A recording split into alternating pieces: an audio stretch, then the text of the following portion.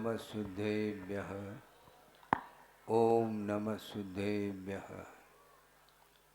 नमः श्री वर्धमानाय निर्धूतकलिलात्मने सालोकानां त्रिलोकानां यद्विद्यादर्पणायते।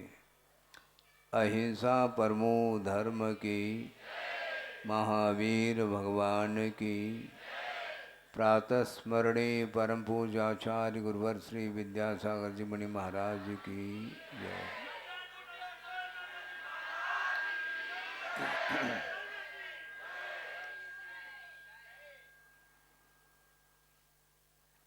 आज रविवार है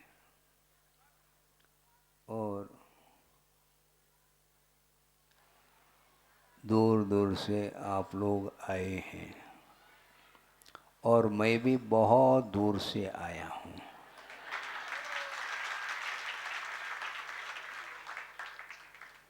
इसलिए कह रहा हूँ कि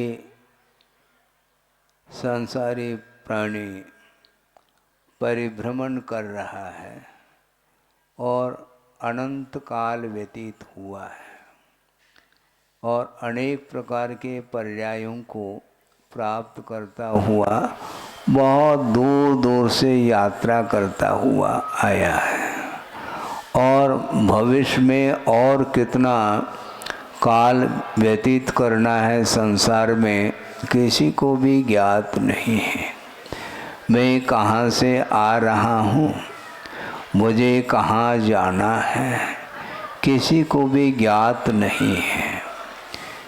इसलिए अपने को भले ही अल्प समय के लिए क्यों न हो, शांति के साथ बैठ करके थोड़े से आत्म तत्व के विषय में सोचना चाहिए।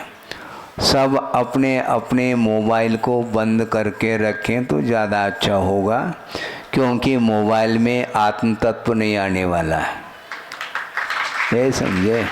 हाँ, मोबाइल में ये सारा जो मॉडल है, जो आकृति है, शरीर की आकृति वही मात्र आती है कैमरा में, और बाकी जो अमूर्त आत्म तत्व है जो कि वह प्रतिपल दुख का अनुभव कर रहा है, उसको सुख शांति नहीं है और सुख शांति प्राप्त तो करना चाहता है, किंतु उसकी वृत्ति सुधरती नहीं है। सारे भौतिक चकाचौंध से अपने आप को मोड़ करके अपनी आत्मा में उपयोग लगाना, यह आज केवल आपके लिए ही नहीं, श्रवण के लिए भी कठिन सिद्ध हो रहा है। पर जब आपके लिए कठिन है तो हमारा कब नंबर आएगा? नंबर आना तो है, क्योंकि जो नर्सरी में है उसका भी विकास हो रहा है। इसलिए भले आप नर्सरी में सही, किंतु दृष्टि आपकी आत्मा की ओर होना चाहिए। आपकी दृष्टि पंच परमेष्टि की ओर होना चाहिए, जिसके माध्यम से आत्मा में निर्मलता आती है। और गुरुदेव का बार बार ये कहना रहता है, सांसारिक कार्य तो आप लोग करते हो और धार्मिक कार्य भी आप करते हैं, किंतु इन क्रियाओं को करते समय अपने आप को भूलने का प्रयास करना चाहिए। ये जो मैं जो है, ये बहुत अपने आप में आत्म तत्व को भुलाने के लिए कारण है। मैं का अर्थ क्या है? आचार्य महाराज कहते हैं, मैं का त्याग करो और मैदान में आ जाओ। ये मैं का त्याग नहीं हो पाता और ये अहम का प्रतीक माना जाता है, और अहंकार भाव आ जाता है तो केवल मैं के अलावा उसके दृष्टि में और किसी का अस्तित्व देखने में नहीं आता। जबकि प्रत्येक संसारी प्राणी का पृथक रूप से अस्तित्व है, इसके उपरांत भी अस्तित्व की दृष्टि से समानता देखने में आती है, किंतु उस समानता में उसको आनंद नहीं आता। अपने आप को हाईलाइट करने के लिए वह तत्पर होता है। बात समझ में आ रही है ऐसा लगता है, क्योंकि आपकी ताली बज रही है। अपने आप को हाईलाइट मत करो। वीआईपी ये क्या वस्तु है? अपने आप को महत्व दर्शाना जाता है। वो क्या वीआईपी वस्तु है? जीव मात्र के अपेक्षा से देखेंगे तो उसमें कोई अंतर देखने में नहीं आता। जानना, देखना और संवेदन करना संसारी प्रत्येक जीव का यह स्वभाव है, किंतु स्वभाव की ओर दृष्टि उसकी जाती नहीं है। हमेशा वह परिधि में घूमता रहता है। बहुत पुराना प्रसंग आपके सामने रख रहा हूँ। जिसने सुन लिया है वह फिर से सुन ले तो ज़्यादा अच्छा है, क्योंकि बार बार सुनने से ही आनंद आता है, बल्कि वह मन की एकाग्रता बनी रहती है। महाराज बार बार उसी चीज़ को क्या सुनना है? ठीक, फिर हम ये पूछना चाहते हैं प्रतिदिन वही दाल रोटी कब तक खाना है? ये कोई नहीं कहता है। खाने पीने की वस्तु वह रिपीट होती चली जा रही है। सुबह भी वही खा रहा, मध्याह्न में भी वही, कल भी वही खाया था, और आज और कल वर्षों तक वह उसी विषयों का उपभोग कर रहा है, किंतु उसको उससे बोरियत का अनुभव नहीं होता। किंतु धार्मिक क्षेत्र में कोई भी प्रसंग सुनाते, ये तो सुनी सुनाई बात है, तो ठीक है सुनो, फिर से सुनो, क्योंकि सुनना अलग है और उसको आत्मसात करना अलग होता है।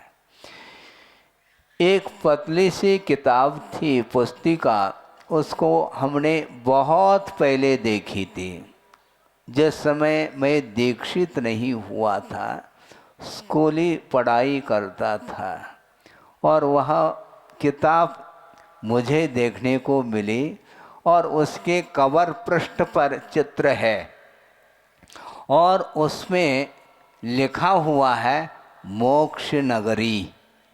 समझ रहे ना? आप अपने अपने नगर की बात कर रहे थे अभी। हाँ, हम भोपाल से आए हैं, हम सतना से आए हैं, हम अमुक नगर से आए हैं। ठीक है, आए हैं तो जाना तो है ही। हाँ, रिटर्न जो टिकट है वह साथ लेकर के आते हैं हम, है ना? तो ये अपने अपने नगर की बात मत करो, हम दूसरी बात करने जा रहा हूँ मैं। मोक्ष नगरी लिखा हुआ था, उस कवर पृष्ठ पर समोसन की रचना है, सर्किल में, बिल्कुल गोलाई में, और समोसन तो समोसन की आकृति गोलाई को लेकर के होती है, और समोसन का वह चित्र है, और उसमें शुद्ध परमेष्टि का भी चित्र है, अनंत परमेष्टि का भी, पांचों परमेष्टियों का वहाँ पर चित्र है, और उसमें एक वृद्ध व्यक्ति है जो कि जिसके हाथ में क्या है? लाठी है। आप सुनिए, नहीं तो फिर वह चित्र गायब हो जाएगा। अब बीच में और कार्य न करें, एकाग्रता भंग हो जाती है। तो पंच परमेष्टि का चित्र है उस कवर पृष्ठ पर, और एक वृद्ध व्यक्ति है, लाठी टेकता हुआ वह घूम रहा है, और उसके आंखें नहीं हैं, इसलिए वो लाठी टेकता हुआ और एक हाथ से वह दीवार को स्पर्श करता हुआ वह घूम रहा है। और जिस समय प्रवेश करने का समय आता है, उस समय उसको खुजली होती है, पुनः आगे बढ़ जाता है, और इस प्रकार वह घूम रहा है। चलचित्र तो उसमें नहीं है, किंतु भाव उसमें यही दर्शाया है। और पुनः वह घूम जाता है, राउंड लेता है, और ज्यों ही वह गेट आ जाता है, प्रवेश द्वार, उस समय पुनः उसको सिर में खुजाने का भाव आ जाता है। तो इस प्रकार वह राउंड ले रहा है। अर्थ ये है कि अभव्य का प्रवेश समोषण के अंदर नहीं है। सोचो, विचार करो। और आप लोग सब प्रवेश पा चुके हैं, ध्यान रखो। इसका अर्थ आप लोग भव्य हो। हाँ, निकट भव भी हो सकते हैं, कोई बाधा नहीं। 2-4 भव के भीतर भी जो मोक्ष का लाभ लेता है वह भी निकट भव के अंतर्गत ही आता है। और दूसरी बात यह है कि अभी महावीर भगवान को निर्वाण का लाभ हो करके ज़्यादा समय व्यतीत नहीं हुआ है, लगभग 2500 वर्ष हैं, थोड़े बहुत ऊपर नीचे सही। इसके पूर्व में उनका भी जीवन हम और आप जैसे इसी प्रकार वो भी संसार में परिभ्रमण करते हुए आए। प्रत्येक, चाहे वह तीर्थंकर हो चाहे सामान्य व्यक्ति हो, प्रत्येक व्यक्ति का जो अतीत का इतिहास है वह समानता को लेकर के, क्योंकि अनंत काल व्यतीत किया है प्रत्येक जीव ने अतीत में। इसलिए मैं कह रहा था, मैं भी बहुत दूर से आ रहा हूँ जैसे आप लोग आ रहे हैं। वस्तुतः तो अतीत की कोई स्मृति नहीं, अनंत भव व्यतीत हुए हैं, उसका कोई एहसास नहीं, न उसकी कोई स्मृति है। अनंत बार नरक गति को भी प्राप्त कर लिया है, तिर्यंच गति को भी प्राप्त कर लिया है, मनुष्य और देव गति को भी प्राप्त कर लिया है, एक इंद्रिय आदि जो क्षुद्र पर्याय हैं उनको भी प्राप्त कर लिया है। इसके उपरांत भी उसकी आंखें खुली नहीं। एक इंद्रिय में वैसे ही आंख नहीं हुआ करती, खुलेगी कैसे? किंतु उस एकेंद्रीय पर्याय से ऊपर उठ कर के मनुष्य पर्याय को जिसने प्राप्त कर लिया है उसकी आंखें तो हैं, किंतु आंखें काम कर रही हैं क्या? नहीं। उन आंखों का उपयोग किस ओर किया जा रहा है? बोलने के लिए मुख है, मुख से बोल सकते हैं, आंखों से देखा जा सकता है, कर्णेंद्र से सुना जा सकता है, और मन से सोचा जा सकता है। लेकिन किसको देख रहे हैं हम, किसको सुन रहे हैं, किसका विचार कर रहे हैं, ये थोड़ा सा मन में विचार आता है कभी? आंखों के द्वारा प्रभु का दर्शन करो, हैं? आंखों के माध्यम से प्रभु का ही दर्शन करना चाहिए। एक दूसरे का परिचय क्यों देना चाहते हो आप? क्योंकि आंखों के माध्यम से एक दूसरे को परिचय दिया जा रहा है, किंतु उसके माध्यम से आत्मा का कोई भी परिचय नहीं हो पा रहा है। आत्मा का परिचय कराओ, एक स्वयं कोई परिचय नहीं है तो दूसरे को क्या परिचय देंगे हम? प्रभु का दर्शन करो।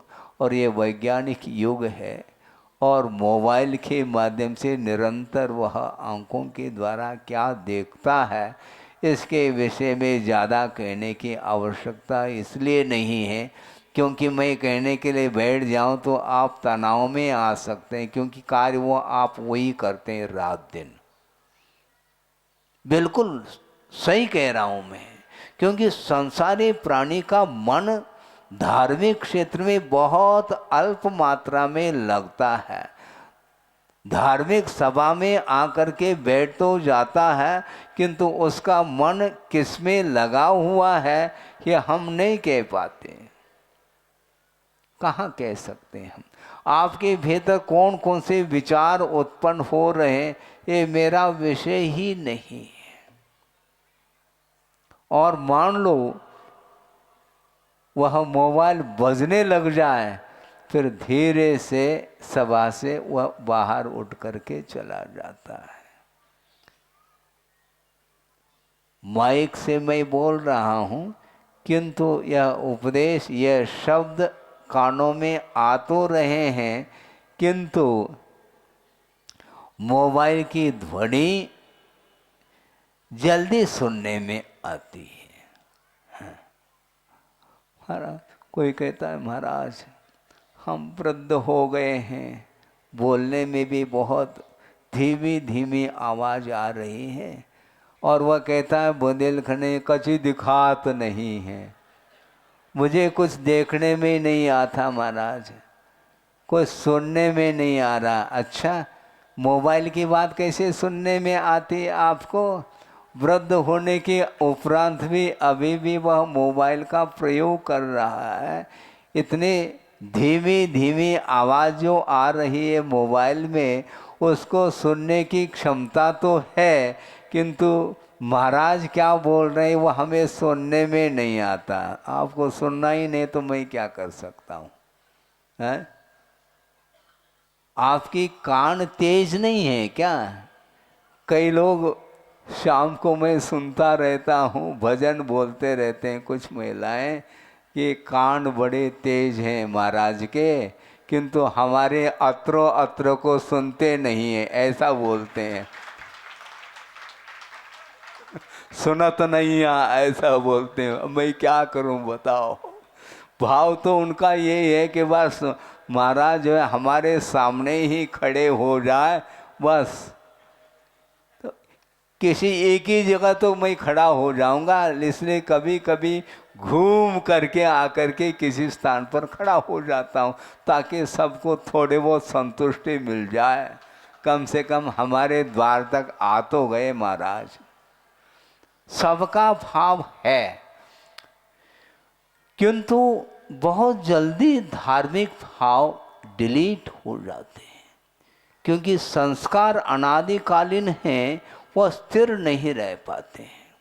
अपने लिए जो रुचिकर वस्तु है उसी ओर बार बार बार बार उपयोग चला जाता है। इसी का नाम मोह है।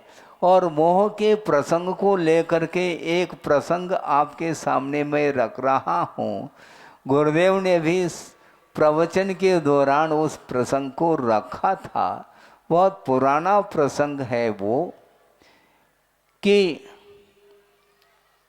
रात का समय है,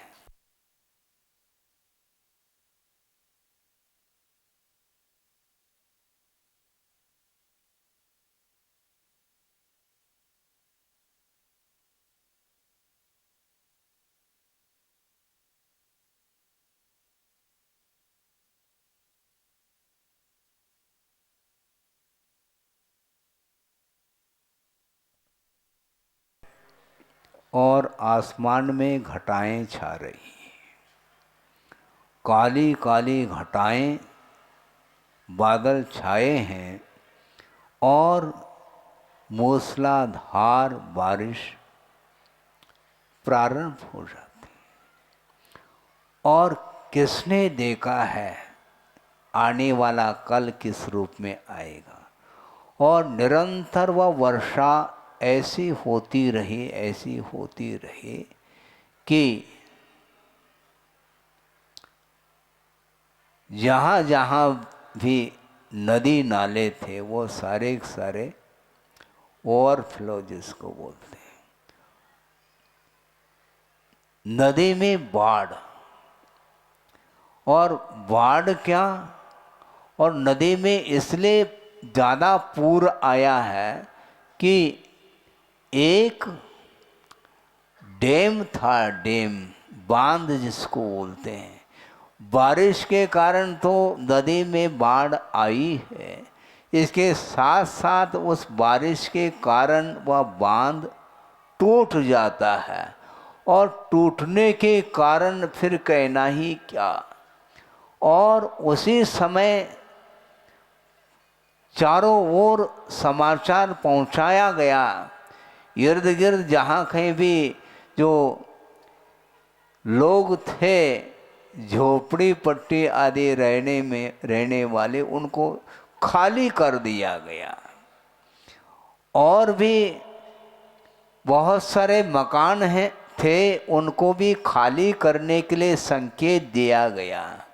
और सारे लोग उस संकेत को, समाचार को सुन करके अपने अपने मकान को खाली करके निकल गए हैं। और जो निकल गए हैं वह सुरक्षित हैं। अब एक परिवार और ऐसा रहा जो कि उस चपेट में आने वाला है, और वह सोच रहा है कि इतना भयानक जो आपदा आ रही है, अब इससे पार तो होना है। और उसने अपने पत्नी को कहा, तुम जल्दी से निकलो, मैं भी निकलने वाला हूँ, तुम अपने बच्चों को लेकर के जल्दी से पार हो जाओ, क्योंकि बहुत कुछ घटना सामने घटित हो सकती है। सारे लोग सुरक्षित हैं, निकल गए हैं, किंतु अभी भी हमें विलंब हो गया है, किंतु निकलना तो है। इस प्रकार उसने कहा तो पत्नी और उसके छोटे छोटे बच्चे सारे जल्दी पार हो गए। पार होने के उपरांत पे वह व्यक्ति सोच रहा है, परिवार तो पार हो गया, किंतु परिवार का पालन पोषण बिना धन के संभव थोड़ी है। इसलिए उसने सोचा कहाँ पर क्या क्या वस्तु पड़ी हैं, वो सारा ढूंढने लग जाता है। और तिजोरी को खोल करके वह सारी संपदा को उसने बांधने का प्रयास कर रहा अपनी पोटली में।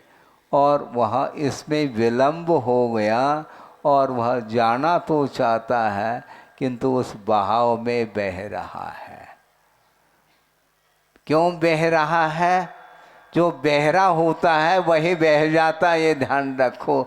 सारे लोग तो एक बार समाचार सुनते ही निकल गए, और इसने आनाकानी कर ली, और थोड़ा बहुत और जो है प्रबंध करने के लिए लग गया, और बहाव में बहता चला जा रहा है, और वह डूबता चला जा रहा है, और उस बाढ़ में बहता गया है, और उसका अवसान हुआ है। किंतु उसकी मुट्ठी में जो पोटली थी वो अभी भी बंधी हुई पाई गई। सोचो, इसको बोलते व्यामोह की पराकाष्ठा, मोह की पराकाष्ठा इसी को बोलते हैं। अपने जीवन की रक्षा की बात नहीं, किंतु जीवन की रक्षा के लिए वह धन संपदा की ओर दृष्टि जाती है। धन संपदा फिर से मिल सकती है, नौकरी चाकरी कर लो तो पुनः धन एकत्रित हो सकता है, किंतु मोह के साथ जो संचित जो वित्त है उसको वह छोड़ना नहीं चाहता। भले ही प्राण छूट जाए तो परवाह नहीं, के लिए वो चाहिए हमारे लिए। इसलिए आप जहाँ से भी आए हैं, आप यहाँ पर तो हो, किंतु वहाँ पर ताला लगा हुआ मिलेगा मकान के लिए, क्योंकि कोई चोर आकर के लूट न ले।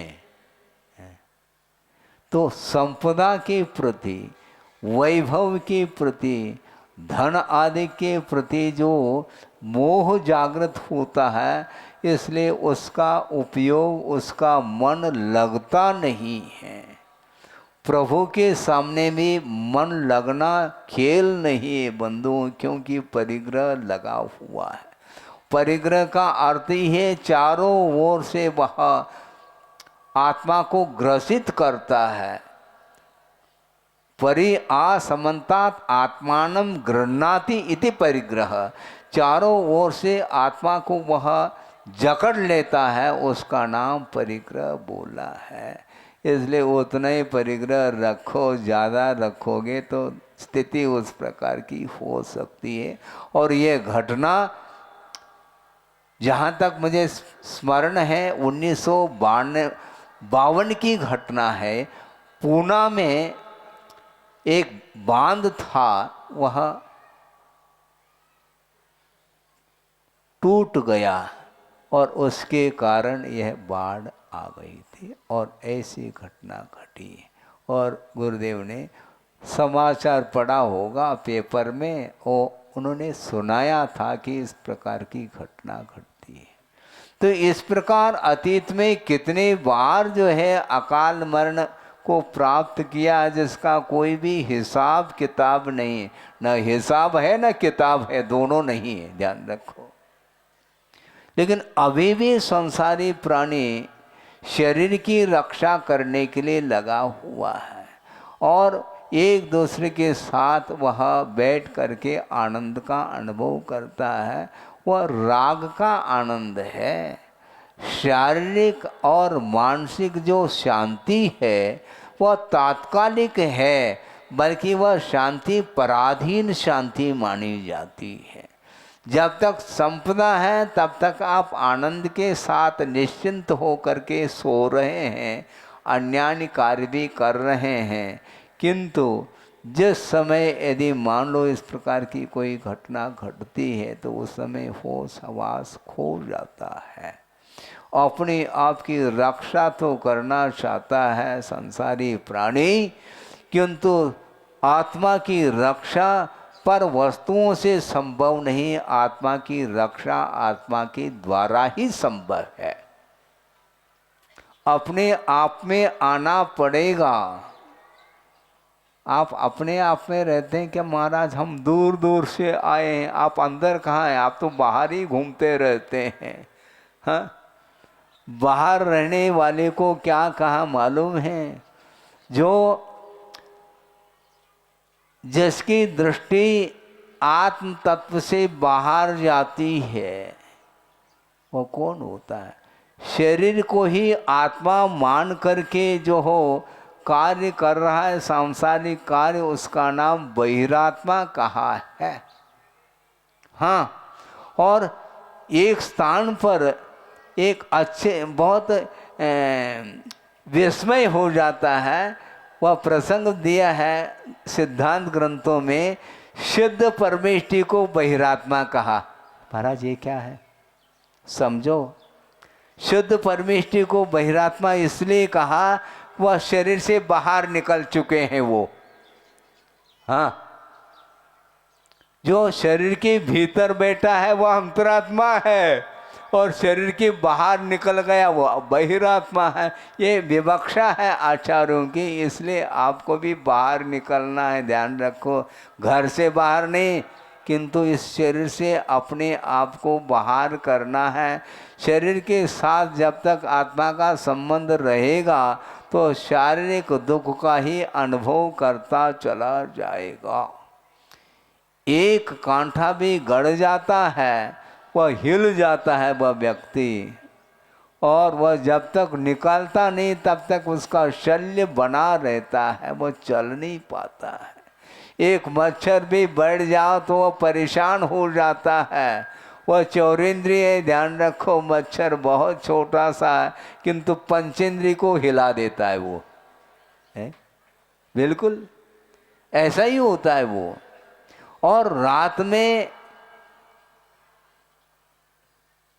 निद्रित अवस्था में भी वह अपने हाथ को वहीं पर ले जाता है जहाँ पर मक्खी अधिक बैठी है। ये सब क्या है? ये अबुद्धिपूर्वक जो चेष्टाएं हो रही हैं, ये चेष्टा भी कर्म के अधीन ये चेष्टाएं मानी जाती हैं। डेड बॉडी में कभी भी वह हाथ हिलता ही नहीं। वो डेड बॉडी, उसके ऊपर भी मक्खी मच्छर बैठे हो सकते हैं किंतु हाथ हिल ही नहीं रहा, क्योंकि हाथ को हिलाने वाला चला गया ना। समस्या ये है, जब आत्मा चली जाती है तो शरीर है, जड़ है, उसमें किसी भी प्रकार से क्रियाएं देखने को नहीं मिलती। किंतु जीवित अवस्था में भी जो भी क्रियाएं आप लोगों की हो रही हैं वह कर्म के अधीन हो रही हैं, ध्यान रखो। जब तक आयु है, जब तक जीवन है, तब तक आप एक दूसरे के बीच में बैठ कर के आनंद का अनुभव करते हैं राग की दृष्टि से, किंतु एट ए टाइम कभी भी वह ऑफ हो सकता है, शांत हो सकता है, इन्हें मरण हो सकता है। ये हमेशा ईश्वर दृष्टि क्यों नहीं जाती? मरना सबको एक दिन अपनी अपनी बार। किसको सुनाना चाह रहे हैं आप? एक दूसरे को सुनाने में लगे हैं। समस्या ये जा रही है, 12 भावना अपने आप को सुनाओ, दूसरे को नहीं। मरना सबको एक दिन अपनी अपनी बार। इस प्रकार जब चिंतन का विषय बनता है तो भैया फिर कौन सा पदार्थ शाश्वत है? जब शरीर ही छूटने वाला है तो संपत्ति तो बिल्कुल ही पृथक है हमसे। जहाँ देह अपनी नहीं तहाँ न अपनों को। ये सारे आप लोगों को ये पंक्तियाँ कंठस्थ हैं, किंतु आचार्य कहते हैं कंठस्थ करने से कुछ नहीं होने वाला, हृदयंगम होना चाहिए, हृदयस्थ होना चाहिए। जब मरना है एक दिन तो किसकी इच्छा है? जीने की इच्छा आदि आदि क्या मामला है ये। किंतु महाराज ये आपका विषय हमारे लिए तो आउट ऑफ कोर्स जैसा लग रहा है। आप 12 भावना है, वैराग्य भावना है, षोडश कारण भावना है, मेरी भावना है, आप पढ़ो। फिर तेरी भावना क्या है हम पूछना चाहते हैं। हाँ, मेरी भावना तो है, मैं पढ़ ही रहा हूँ, तेरी भावना क्या है मुझे बताओ तो सही। महाराज हमारी भावना तो इससे भिन्न है। क्या है?